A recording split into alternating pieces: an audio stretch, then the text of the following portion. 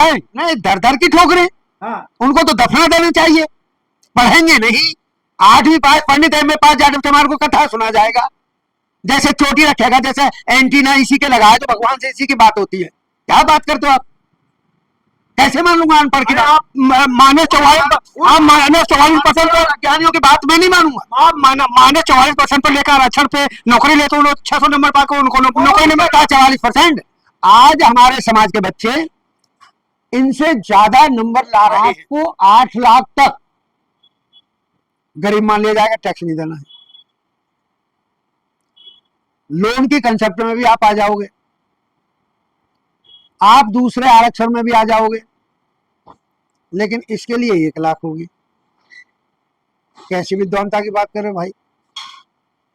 और ये पद्धति बना तो दी आप लोगों ने कि एक तरफ 8 लाख वाला गरीब माना जाएगा और एक तरफ 1 लाख वाला अमीर माना जाए। साल वाला आरक्षण राजनीतिक आरक्षण है।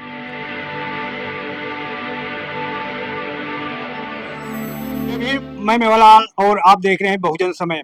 साथियों, इस समय पूरे देश में चर्चा बना हुआ है कि आरक्षण जो है वो जो जरूरतमंद है उनको मिलना चाहिए। आरक्षण उनको नहीं मिल पा रहा है जिनके घर में डीएम एसडीएम बन गए हैं, बड़े बड़े आईएएस आईपीएस बने हैं, उन्हीं के बच्चों को आरक्षण मिल रहे हैं। जो होम गार्ड के बच्चे हैं, चपरासी के बच्चे हैं, उनको आरक्षण का लाभ नहीं मिल पा रहा है।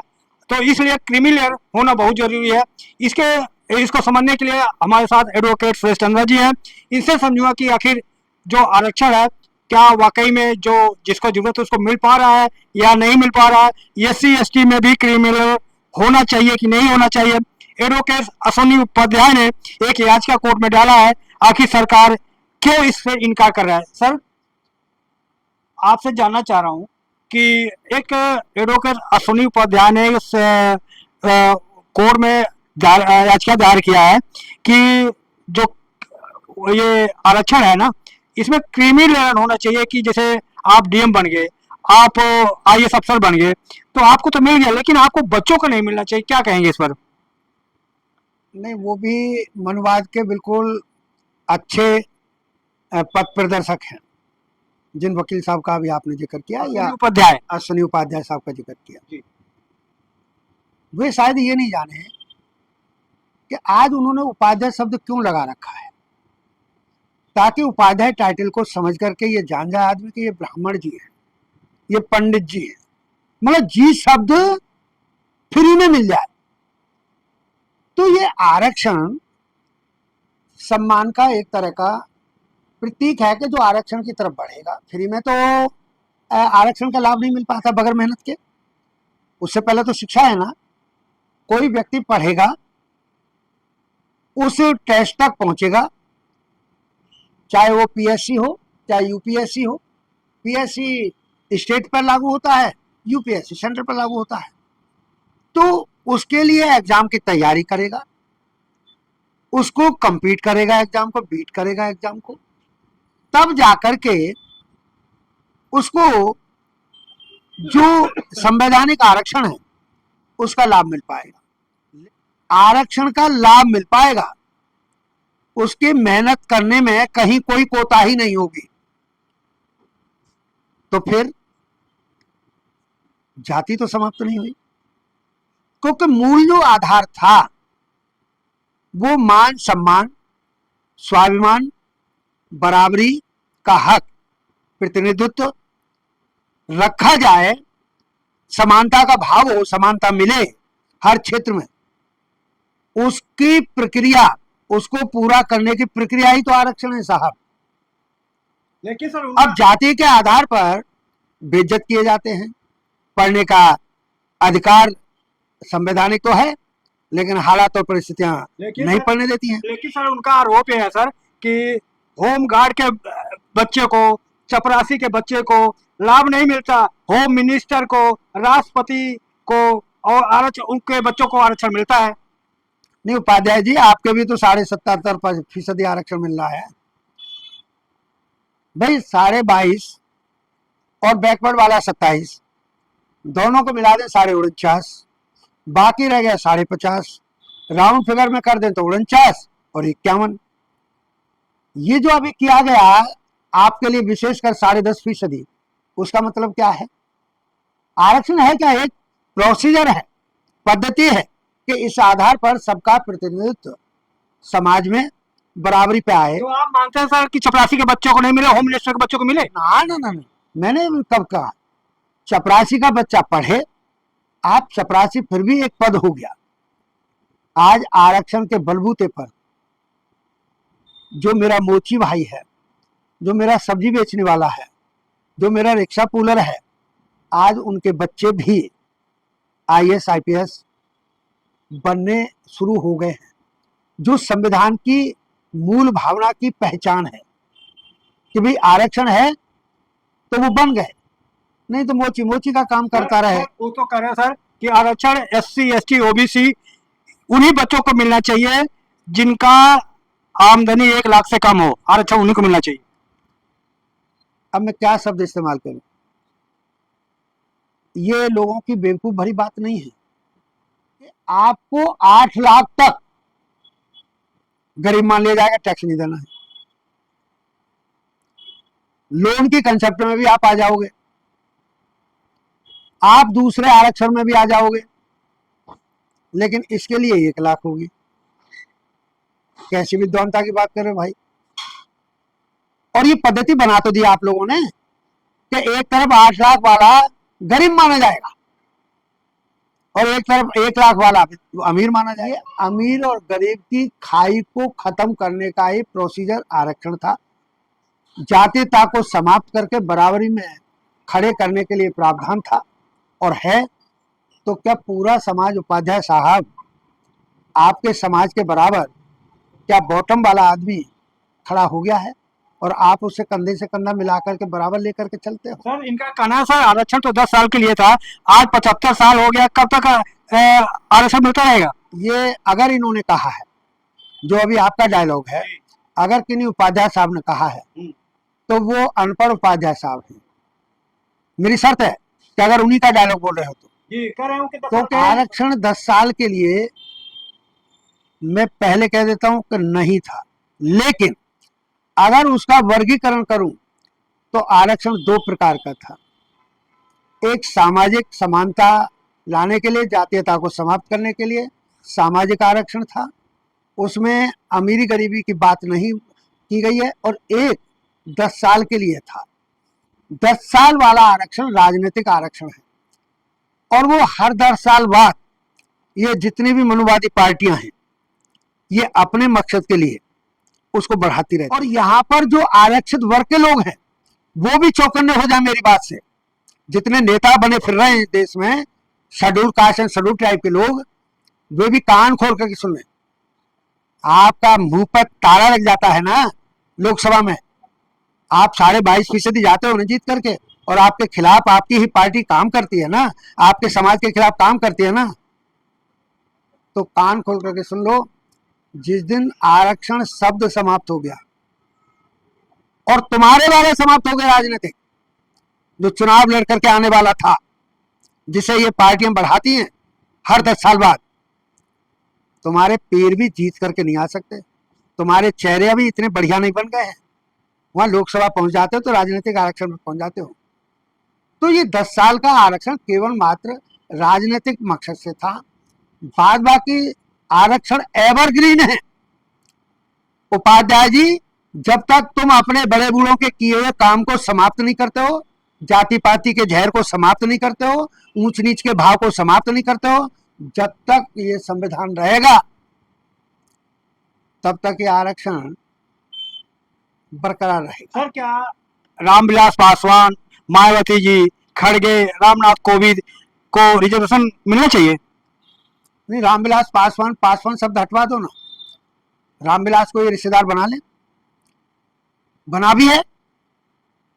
उसने अपने वाली बीवी वहां छोड़ दी ना, दूसरे वाली बीवी तो इन्हीं के समाज की है। और जब कांग्रेसियों ने ही जब वहां चुनाव लड़ाई है रामविलास पासवान हरिद्वार पर, तो इसकी गांव वाली बीवी को ले आए कांग्रेस, 200 मीटर दूर वो मंच लगवाई और उस बीवी से कहलवाया कि ये जो अभी बोल कर गए रामविलास पासवान जी, ये मेरे पति हैं, ओरिजिनल पति हैं। लेकिन जब ये मेरे सगे नहीं हुए तो ये आपके भी सगे नहीं होंगे, इनको वोट मत देना। जिस रामविलास पासवान जी का इलेक्शन कमीशन में आरक्षण मिलना चाहिए कि नहीं, वो पे आइए सर। सुनिएगा साहब, पैदा तो यहीं से होता है कि इनकी बीवी ने कहा इनकी जमानत जब्त हुई, जबकि इनका नाम वोट हासिल करने में Guinness book of world record में भी है। और फिर जो आप कह रहे हो, आज उसका बेटा बोल रहा है ना, चिराग पासवान, वो कहता है कि मैं दलित का ठप्पा पीठ पर नहीं लगवाना चाहता। तो फिर बताना भैया तू किसका है? तो रामविलास पासवान जो दलित थे उनका नहीं है। इसलिए वो कह देना उचित नहीं है जो आप कह रहे हो कि भाई सीधा फंडा, आरक्षण से ही आप लोगों की बराबरी का दर्जा हासिल हो रहा है। उत्तर नहीं आया सर। मेरा मतलब है सर कि मायावती जी, रामविलास पासवान, खड़गे, रामनाथ कोविंद के परिवार को रिजर्वेशन मिलना चाहिए। क्यों नहीं मिलना चाहिए? उस चीफ मिनिस्टर में मिल बन गए, फिर भी सुनिएगा, चीफ मिनिस्टर से बड़ा पद है रामनाथ कोविंद साहब वाला, वो राष्ट्रपति रहे देश के, लेकिन मंदिर में नहीं घुसने दिया। और उनका एक फोटो तो ऐसा है कि जो किसी के पैर छू रहे हैं, राष्ट्रपति होकर के किसी के पैर छुएगा तो उनकी क्या जातीयता समाप्त हो गई? जाति के जहर से उनको नहीं देख रहे क्या? आज मुर्मू जी हैं हमारी सम्मानित, हमारे समाज की वो बहन बेटी है। बहन जी का जिक्र किया माने मायावती जी का। अगर वो चिमनी से बन गई तो क्या वो डायलॉग, इन काफिरों का वो डायलॉग समाप्त हो गया कि चमारी को चाची कह दी तो चौके में चली आई? क्या बात करते हैं आप? आज भी रूरल एरिया में जाओ ना, आप तो दिल्ली में बैठ करके डिबेट कर रहे हो ना मेरे से, आप रूरल में जाइएगा, आज भी ये डायलॉग जिंदा है। कहां से लाया मैं ये डायलॉग? किसी किताब में तो नहीं मिलेगा, लेकिन इनके मुंह से जरूर निकल जाएगा। सवाल तो यही है सर, बार बार कहा जा रहा है कि जब SC ST के लोग मंत्री, मुख्यमंत्री, राष्ट्रपति बन रहे थे, कब तक आरक्षण लेते रहेंगे? सुनिएगा, मैं बोल रहा हूं, आज मैं आरक्षण की बदौलत PhD होल्डर बन गया। मैं आज आरक्षण की बदौलत मेरे एडमिशन हुए शिक्षा दीक्षा में, तो मैं आज सुप्रीम कोर्ट का एडवोकेट भी हूँ। तो आपका ये बन रहे हो तो उनके बच्चे दर दर की ठोकरे, उनको तो दफना देना चाहिए। पढ़ेंगे नहीं, 8वीं पास, पंडित MA पास जाकर तुम्हारे को कथा सुना जाएगा, जैसे चोटी रखेगा, जैसे एंटीना इसी के लगाए तो भगवान से इसी की बात होती है। क्या बात करते हो आप? कैसे मान लूंगा अनपढ़ की? आप माने 44% ज्ञानियों की बात मैं नहीं मानूंगा। आप माने 44% पर लेकर आरक्षण पे नौकरी लेते हो, 600 नंबर पाकर उनको नौकरी नहीं मिलता। 44%? आज हमारे समाज के बच्चे इनसे ज्यादा नंबर ला रहे हैं एग्जाम में, जो कॉम्पिटिटिव एग्जाम है, नौकरियों के लिए जो एग्जाम है, उनमें जो बच्चे हिम्मत करके, दिलदारी करके, जो बेस है उसमें सीधा बगैर उसके जाते हैं, एग्जाम में बैठते हैं, आज वो compete करने लगे, इनसे ज्यादा नंबर लाते हैं। तो विद्वानता में कम नहीं है। जैसे जैसे विद्वानता आने तो दीजिएगा, आप लोग विद्वान मानने तो लगिएगा। अभी आपने छोड़ा क्या है? अरे भाई मुझे एक बात बताओ, क्या दरोगा प्रसाद सरोज जो सपा का सांसद था, ये जो बंगाल वाली हैं, जो अभी हारी है चीफ मिनिस्टर ममता बनर्जी ने इसी लोकसभा में क्या उनका कुर्ता पजामा नहीं फाड़ा?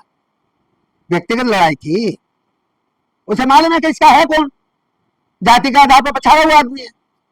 इसलिए ऐसा नहीं है। आरक्षण जब तक रहना चाहिए और सबको मिलना चाहिए।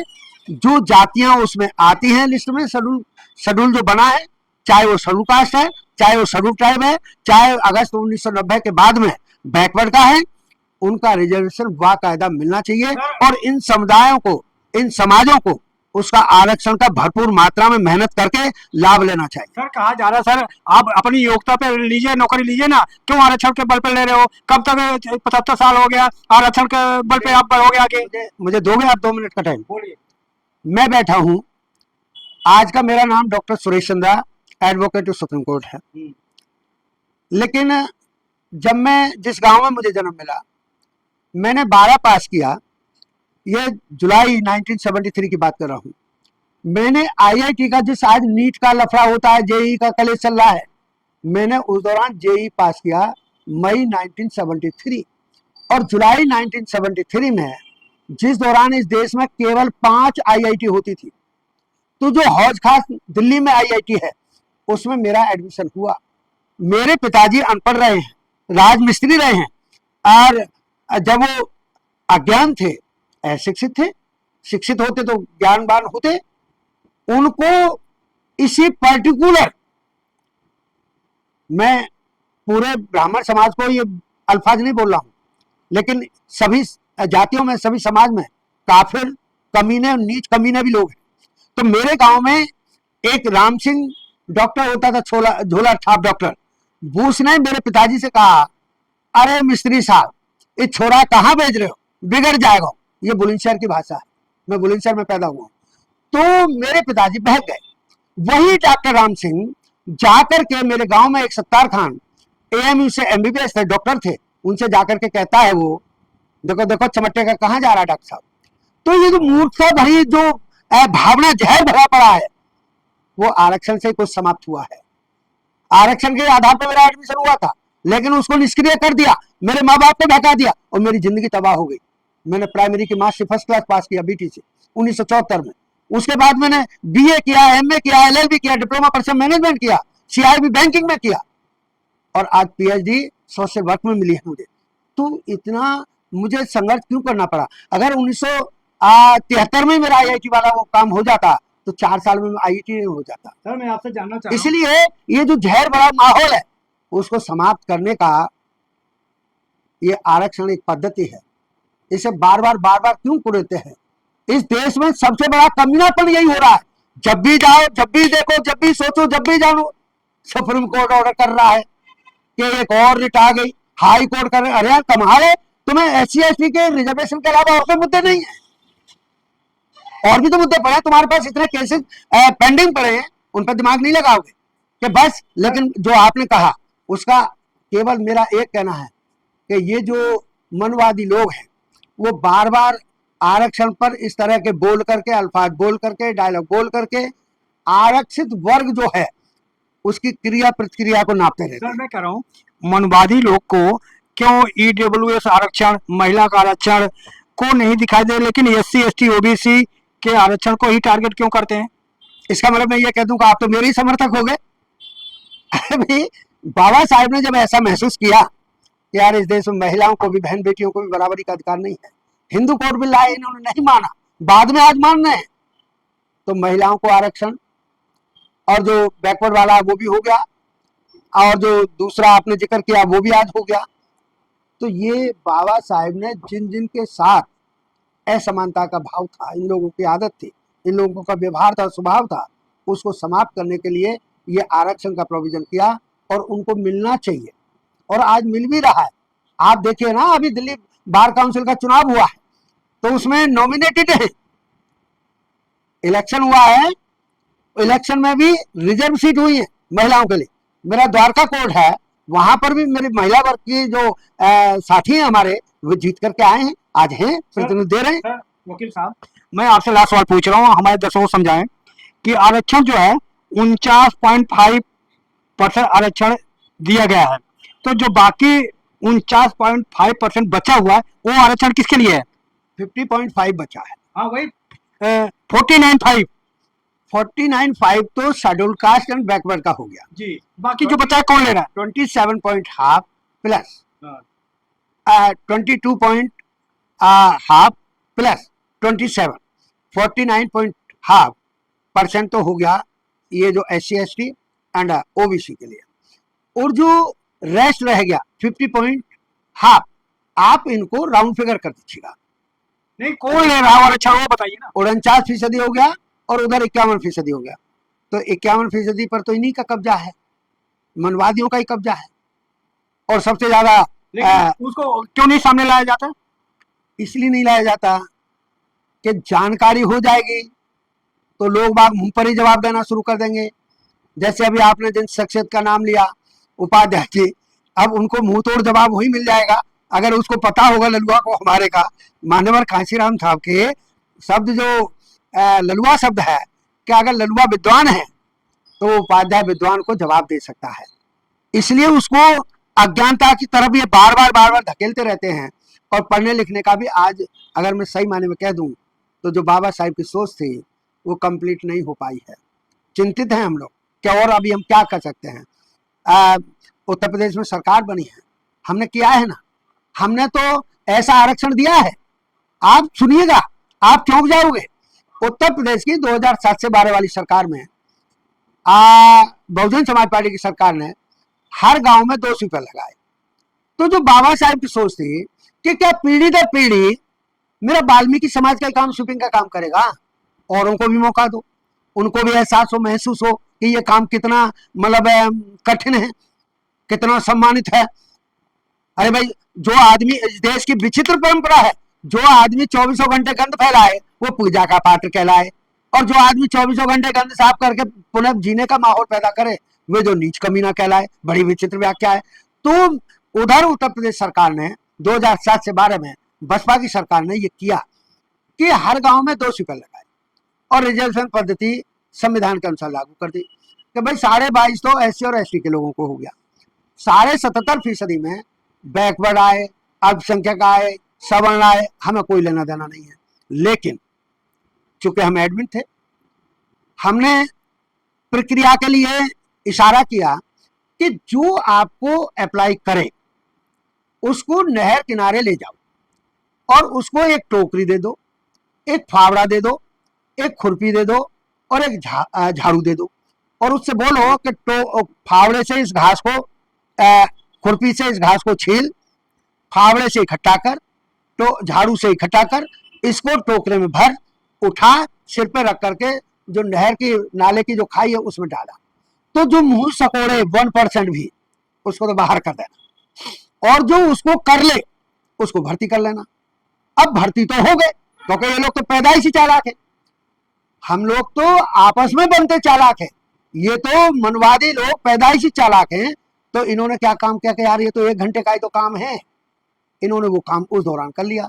लेकिन आज उत्तर प्रदेश में जो सवर्ण स्वीपर के उस पर लगा है पद पर, तनख्वाह वो लेता है, लेकिन सफाई का काम मेरा वाल्मीकि समाज का ही करता है, उसको 4,000, 5,000, 3,000 रुपए देते हैं। मैं तो बीजेपी की सरकार है, योगी जी वहां पर मुख्यमंत्री हैं, उनसे अनुरोध करता हूं कि वो इसकी जांच कराएं, और जहां पर ऐसा हो रहा हो तो जो ऐसा दोषी पाया जाए उसको एक ठोकर मार करके उसको नौकरी से बाहर, और जिनको जो दीनवान का आदमी हो, काम करने में झिझके नहीं, उसको मौका दें। धन्यवाद। तो साथियों, देख सकते हैं किस तरह से हमारी बातचीत रही।